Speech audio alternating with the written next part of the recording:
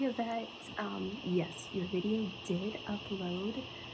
I totally empathize with those technical difficulties. I've been using YouTube and it has been so stressful trying to figure out how to upload it and how to post it and all of that. So, but I feel like I responded on your last video and I wanted to respond again on your video now just because I just love hearing what you have to say, and I feel like I've learned from you. And you have such a way of eloquently simplifying and summarizing what it is that we're learning. And so, with the Gestalt therapy and the existential therapy, like I found myself when I was kind of explaining, I had so many thoughts running around my head, kind of like a hamster on a wheel, and I just had a hard time really honing in and kind of coming to that core theme.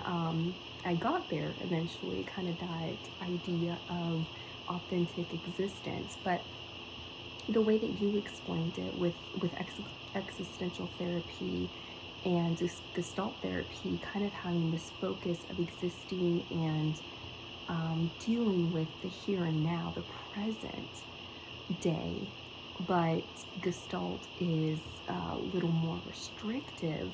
That was something that I was kind of understanding from the therapies, but I wasn't quite able to articulate it or sum it up. And so I wanted to say that I really appreciated you saying that and being able to pull that out of the therapies, because that was something that I noticed but just didn't really know how to kind of express it, I guess. But that was with the Gestalt therapy, and I think you mentioned this in your video as well, where there's that confrontational piece the therapist will use if they are using Gestalt therapy as kind of their framework for their counseling and for their therapeutic relationship. And so because of that, there is kind of this restrictive, almost, I would almost go as far as to say kind of a tension-filled, possibly, setting with the client and the counselor.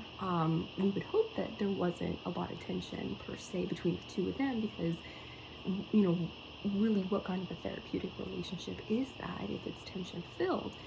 But I understand on one hand where the Gestalt therapy is introducing that confrontational and kind of that restrictive nature, in the sense of almost kind of, the way that I understood it at least, is kind of when we're dealing with anxiety and we have to almost go to worst case scenarios, sort of to habituate our emotions, our physiological response to go to that worst case scenario and picture ourselves in that worst case scenario, and how are we going to respond, how are we going to react, and habituate that anxiety that we're dealing with. Where I can kind of see Gestalt therapy being as restrictive as it is, being as confrontational as it is, doing that in what we hope is a safe environment between the counselor and the client, so that in the real world, the client is then set up to deal with real world, present day confrontations and restrictive situations. So that was kind of how I understood it. I don't know, kind of my full belief on it, if I totally agree with that, but I do think that parts of that are definitely beneficial, especially if you're dealing with somebody who doesn't have that empowerment or doesn't have that confidence in their identity, or doesn't know how to live authentically or exist authentically in this world. I think that there is something powerful about kind of being able to almost role play confrontation with your client in a healthy and in a safe environment with that developed therapeutic relationship. So again, I just really appreciate you bringing that up, because again, it really fine-tuned for me what was sort of hamster on a wheel going on in my head, and I really appreciate that. And again, I just learned so much from you,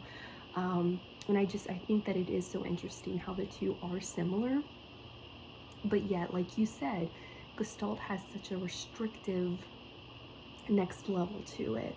And so it's interesting kind of imagining and thinking hypothetically what it would look like to use these therapies in a counseling session as a counselor ourselves. And so, yeah, so thanks again. I really appreciate it. And I'm glad your video did post, because again, I just love listening and learning from you. really appreciate you. So have a great day, Yvette. Bye.